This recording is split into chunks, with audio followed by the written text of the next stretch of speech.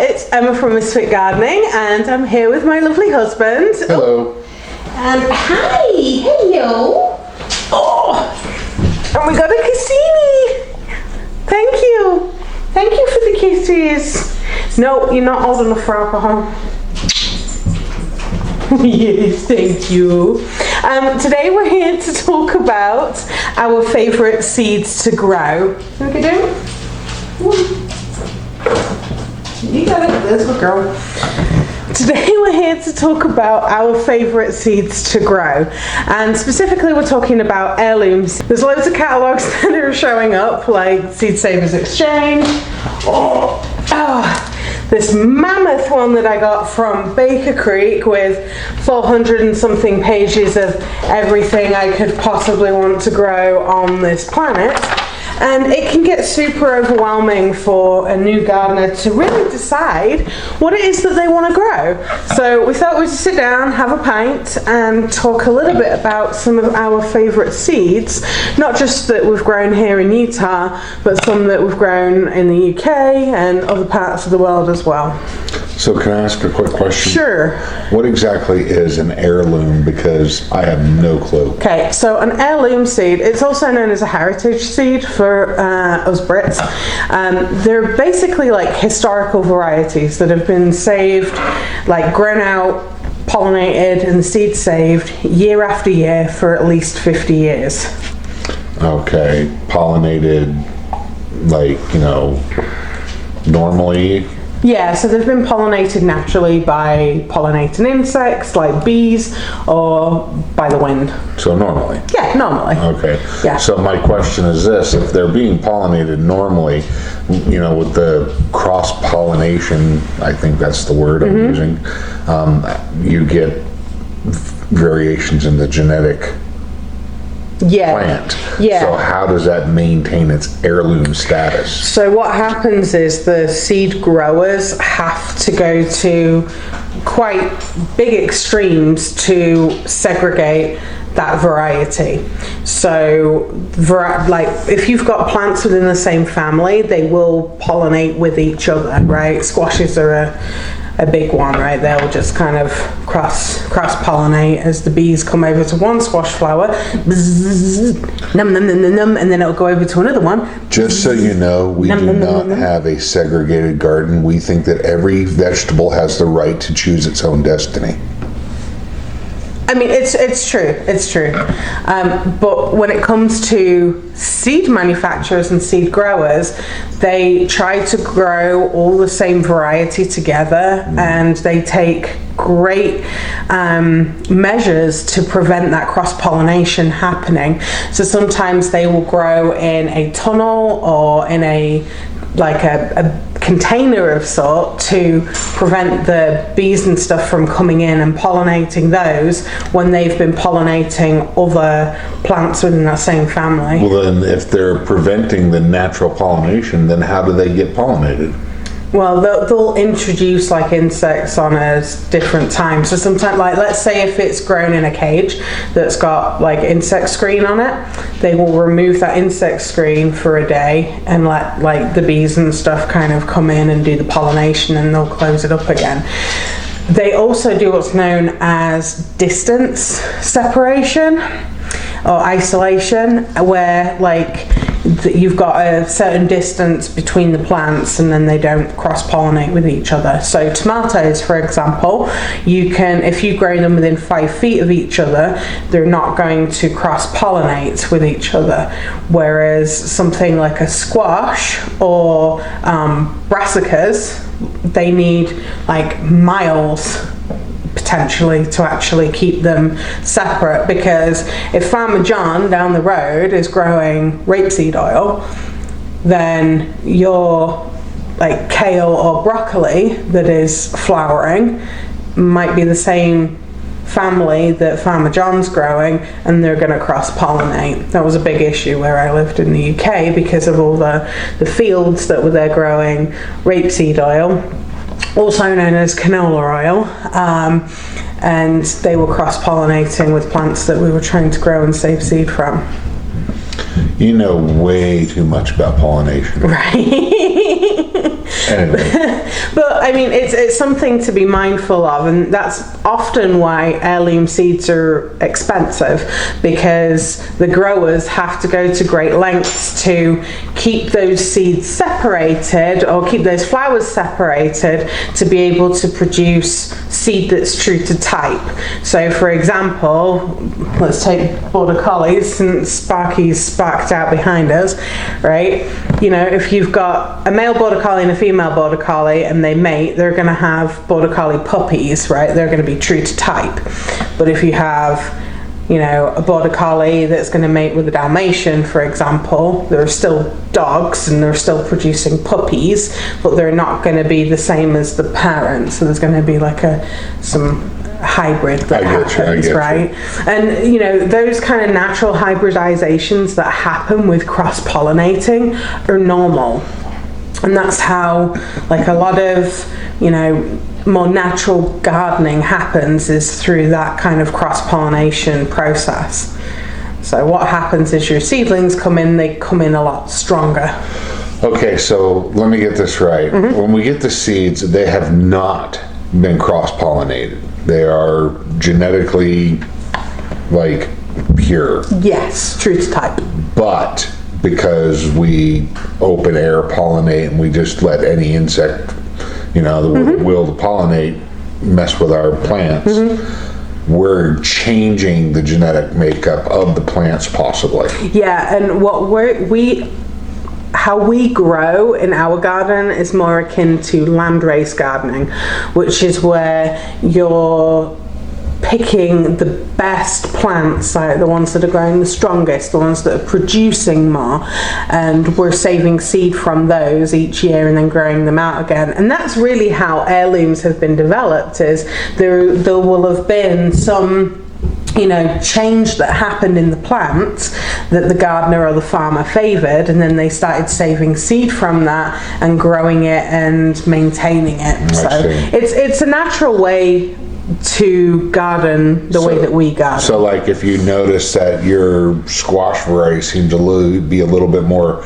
drought tolerant than the other squash, you're going to save the seeds from that drought tolerant squash, and hopefully next year you'll raise plants that don't need quite as much water. Right. No, okay. Right. Gotcha. And, you know, doing that type of gardening style has a lot of benefits. Well, yeah, obviously. Right. But also, lots of people like to grow just heirloom varieties of vegetables, because heirlooms have got a story behind them, usually. What's the story? It depends on the vegetable and depends on the heirloom. I was born a small Swiss chard. Anyway, sorry. I don't know. It's not right. It's not right. Okay. Well, you said they had a story. It's true. They do have a story. So that's the story that goes on. Right. It's more about the story of like who saved the seed, or the family that saved them. So that's more of the story. Anyway, so that's a little bit about the types of seed. Hi, Val. What are you doing? Looking for love. Yes. Hello. He's like, I smell beer. You just smell beer. Anywho, so without further ado, let's get started and talk about some of our favourite seeds to grow. These aren't in any order, so number 1 isn't number 1, number 10 isn't our least favourite or anything like that. It is literally whatever comes out first in this giant heap of seeds that we've got here. So let's get started. Okay. You've got the seeds. Let's start with the Swiss chard. Yes, and our favourite variety is for all of our fellow Star Trek fans, and it is called Vulcan. And this is a wonderful variety. This is definitely one that has performed the best in our garden. It's the one that gets established the quickest, produces the most, and I mean it's pretty. You've got these beautiful red stems and these kind of like really bright green leaves that go with it. We grow this one all the time, and we've grown lots of different varieties of chard, but this is the one that we keep coming back to. Yep. And we really like sweet chard too. Like we do a lot of braised greens and stuff now. Sure. You weren't so much of a fan at the beginning, I think. No, I like Swiss chard. You do? Yeah. But yeah, we really like this variety, and it's it doesn't seem to have been susceptible to being eaten. Oh my gosh! Excuse me. Are you okay? I had to move off screen for that one. Do you need a priest? I think I blew something out. Oh my god! Ow, my back. You okay? Yeah, I'm fine. So we produce enough Swiss chard that we can harvest and keep harvesting. We also do a lot of blanching and freezing, and then we use it in recipes over winter too. Yeah. So Vulcan Swiss chard. Vulcan Swiss chard. Now let's go with one of my favorites. I'm probably going to butcher this because it's French. It is snow pea Carubi de Moussan. Let me see. De Moussan? Let me see. Snow pea Carubi de Moussan. Oh, that sounds better. That's because I'm not British. It's true. I have one accent and one accent alone. Go ahead, say tortilla for him. Say tortilla. No, because I was saying it wrong for like years. She literally thought it was said tortilla. I know better now. Anyway, so this particular snow pea has huge pods. They're like the size, like the length of my hand, and they're super sweet. They're one of our favorites, and they're really pretty as well because they've got like these two-toned kind of flowers on there, like purpley pink. Some of them come in kind of blue, but they're wonderfully sweet, aren't they? And every time we've grown these and we've had friends come over, like everybody's picking them straight off the vine and eating them. So much so I've never been able to actually save seed from it because somebody keeps eating them. That's what they're for. They're to be eaten. I know, but sometimes I need to save the seeds so we'll keep growing them again. Leave me one. I need a bit more than that. There's like, what, 3 or 4 peas in the pod? More than that. There's about 5 or 6. Well, then there you go. You got 5 or 6 plants. It's not enough. What the heck? It's just not enough. Anyway. All right, so now we've got a doggy bringing a let's talk about squash for a second. Yes. We've got this Gelbert Englisher custard. Thank you. You are welcome. So this is a patty pan type of squash, but it's a little bit different from your normal patty pan type. So patty pans tend to be these kind of flat scallops, but this one kind of ends up growing like a bowl underneath. So if you can imagine, like you got a flat scallop and then like this bowl bit that kind of comes down. Gotcha. They're really good in the kitchen. They look like a deflated muffin out of a muffin tin. Yeah, that's a really good analogy for it, yeah. But they are so good. And I would say we prefer growing patty pan types of summer squash than zucchini. Well, yeah, you like it when I fritter them up. Yes, that's true. But I mean, we slice them and add them to pasta. You make fritters out of them. What else do we do with it? Eat them raw. Yeah, eat them raw, kind of stir fry. There's loads that we do with them, and they're really good. Yeah, and they're very productive too. And if you've got like a small garden, which most of us do, right, when we live in an urban area, these produce quite a lot, which is always exciting for the small scale grower. Now, continuing on the squash topic, let's talk about my least favorite.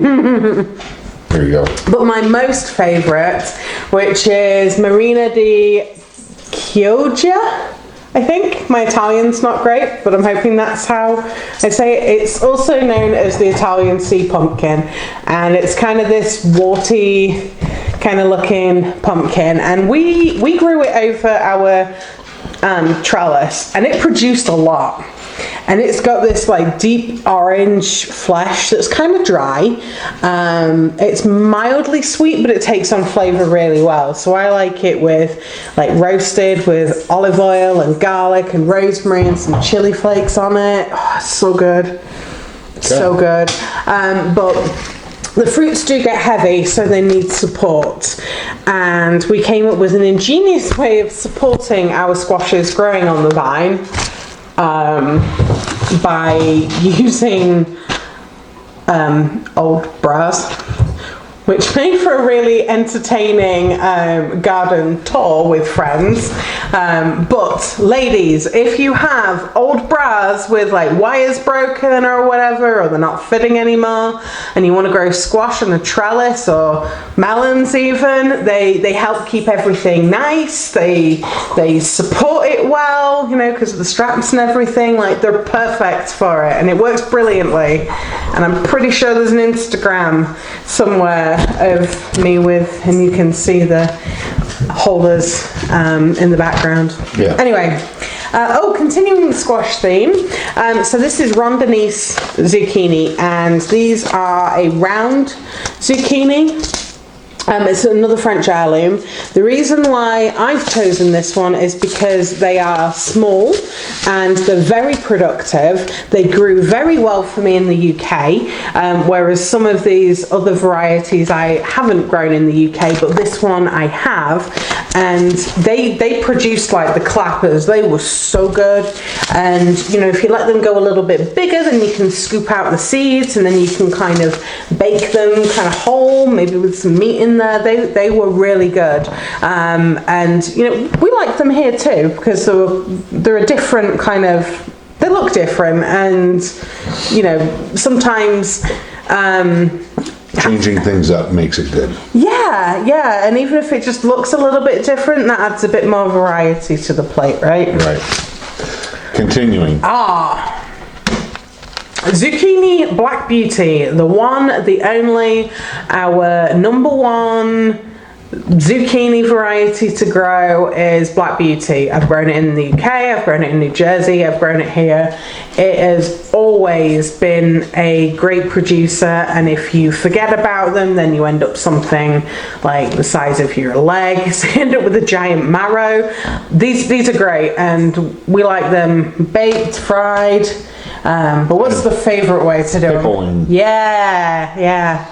They pickle up better than cucumbers, at least to me they do. Yeah. They would retain the crunch. You don't have that like soft center like in cucumbers where the seeds like to lie. Yeah. So it's really good. You get that crunch all the way through. Yeah, and that's probably our favorite way to do zucchini now, is actually pickle a lot of it. We like to make beer pickles with it, and they're good. They're so good. Speaking of which. Oh, speaking of cucumbers, yes. Now, we are growing a different variety this year to trial it out, but we have grown Boston pickling quite a lot. Definitely grown it in the UK as well. This variety, it's very vigorous vines, produces pretty reliably. You do need to have a good population of pollinators about to pollinate it. If you don't, then you want to consider a variety that doesn't require pollinators to set fruit, which is a variety called Monika, which is also an heirloom. But Boston pickling's always been very reliable, giving us large numbers of cucumbers, so many so that we've had to give them away to people on more than one occasion. Well, these are two different kinds, I guess? Yes, two different types of kale. I know. Okay. Let me know in the comments if you're a kale lover or a kale hater. I'm kale indifferent. I don't mind kale. Kale indifferent. You're on the Seriously, kale fence. I don't mind it. It's a good vegetable. But, I mean, jeepers creepers, can we stop with that? It'll cure cancer! Yeah, I don't believe in any of that crap either. It's a freaking vegetable. Just eat it and shut the hell up. Excuse my language. No, you're fine. This is not okay for children to watch. But it's true. Like, I really like kale. I've grown it a lot. The dogs like to eat it. I like to eat it. We like it in colcannon. We like it as a side. I mean, do it with some bacon, some onions, a little bit of garlic. Anyway, so it's really good. It's good. There's two main varieties that I like to grow. My first is Beet's Blue Curled, which is kind of like a Scotch curly kale variety. This has been one that's grown pretty well here in Utah, and it's overwintered pretty well. The Ragged Russian or Ragged Jack variety, that thing has been out there. Everything that has hit it, snow, like well below freezing temperatures, you name it, it's made it through, and you know, it's like the first thing that's popping up. The other one that I really like is a variety called Bare Necessities, and I don't think this is strictly an heirloom variety. I think this is more of an open pollinated, but it's got these really nice, like delicate frilly leaves, and again, that one's done super. Is that the red one? No, it's a green one, but it's got like the little red tips on it, okay. And it's really pretty to look at. Looks great in a salad or on the plate, but this one's been super great for winter. Okay, speaking of winter, let's continue on with a yummy, hopefully I say this right, brassica? Yes! Well, actually, strictly it's cabbage, but it's a brassica. So, one of my favourite cabbages to grow, which I grew in the UK but struggled to find over here in the US, was a variety called January King, and I finally found it, and this one was a freaking rock star. It takes a lot of time to grow. I mean, it's 160 to 200 days to maturity, so that's a long time to grow, but it's perfect because you can leave it in over winter and just be harvesting as and when you need it. So I like cabbage a lot. Yeah. I can't stand Brussels sprouts, but I like cabbage a lot. Okay, so now we've got Aurora Mix Orish, also known as lettuce. Yeah, also known as mountain spinach. It is a heat-tolerant spinach alternative, which meant that it was really good for us here in Utah when things get dry. Because you love spinach, but spinach bolts like the minute that you turn away from it here, because temperatures can go up like that, especially with us being at a slightly higher altitude. Like weather changes are very unpredictable. Yeah, exactly. This particular one has got different colours in there. I really like the red one, and the red one is what I saved seed from, and I will link that up in the cards, appearing somewhere up here. And yeah, that grew really well for us. It looks super pretty on the plate too. Yeah. All right, so now this is my personal favorite. This is the Purple Cherokee, and I'm going to tout this one's coolness because I've eaten a lot of tomatoes in my life, and you know, tomatoes are tomatoes. I like them in pasta, I like them in salads, I like them on my sandwiches, I like them on my burgers. They're perfect for pretty much everything. This thing will blow your mind how good it is. I could eat this like an apple every day and not get tired of eating it. Yeah, it's out of all of the tomatoes that we grow, it's the one that we grow the most of, and it's the one that we make sure that we grow each and every year. And there's been a few different ones that we've grown over the years, but that one's your favorite. And we did a video of you doing a taste test, and I'll try and get that to link up here too. So it's that one. It's that one. Yeah, so you guys can take a look, because we actually did the side-by-side comparison of a locally grown tomato, an imported tomato, and our homegrown tomatoes. So, and you were blindfolded for that too, so you showed a lot of trust. Now, speaking of a lot of trust, parsnips. Okay.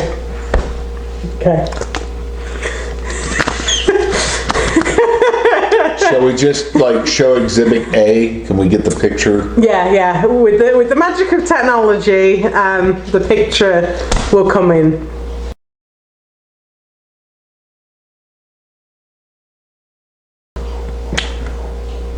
Now, normally these things are just a little bit bigger than a carrot. Okay, one about what, 9 inches long, maybe 1.5 inches at the most. I don't know. But I mean, if you see that picture, I could kill someone with that parsnip. Literally.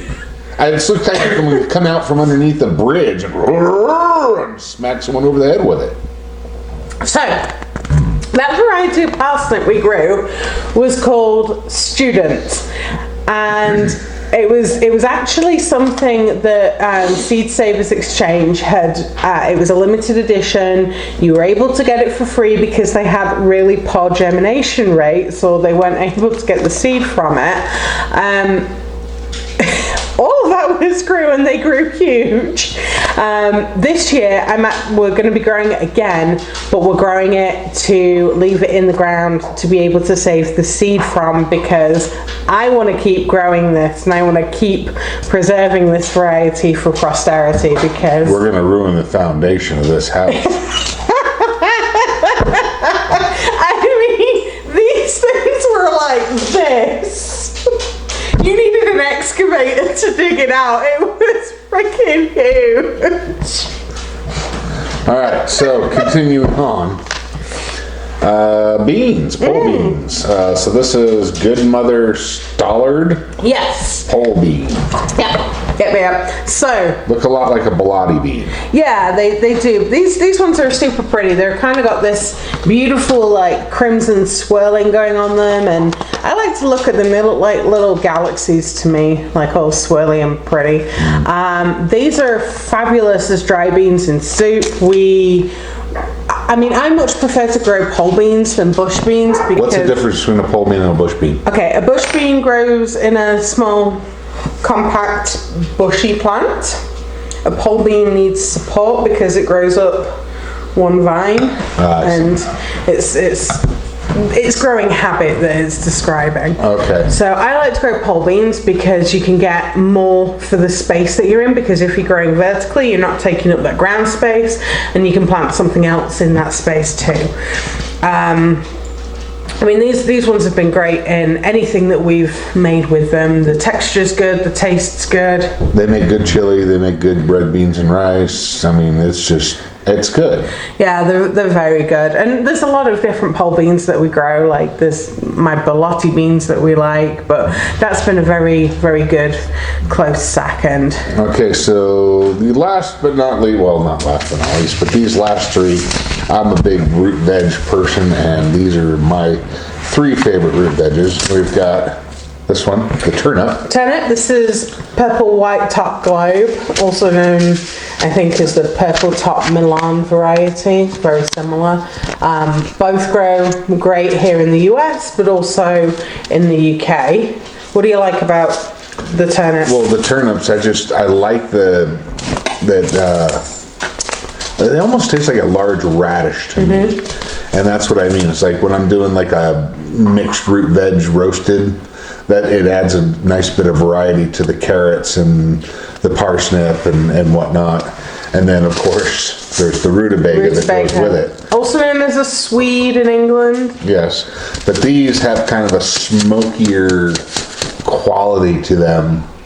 It's earthy. It's can't really explain it. It's just good. I think rutabagas are a little sweeter because in England, like, you mash them with carrots. But this one's called American Purple Top, and that's also a good one. We also grew a variety called Joan last year, which was also a really good rutabaga variety. One thing that we should say about turnips that we didn't necessarily mention is you can eat the tops as well as the roots. Well, yeah, the turnips, the turnip greens, anyone from down south knows what I'm talking about when we're talking about the greens, so. Mustard greens, turnip greens, collard greens. Oh yeah, I love me some braised greens. And then, of course, the last but not least, the beet. The humble beet. The humble beet. The humble beet. Love this thing. Our favorite is Detroit dark red. Like it roasted, like it pickled, like it raw. Just don't like them too much, otherwise the next day you might be worried that you're dying. Yeah. From places where you... Yeah, anyway, you'll know. People who know. But that's just some of our favourite varieties to grow. There's a lot that we like to grow. In fact, I think this year we're probably growing about 90 different varieties of plants. Different fruits and vegetables throughout the garden, so that's quite a lot. But these few here are some of our favourites to grow, and we hope that you'll give them a try too. Right. Let us know in the comments, what's your favourite heirloom variety to grow? Until next time, peace out guys.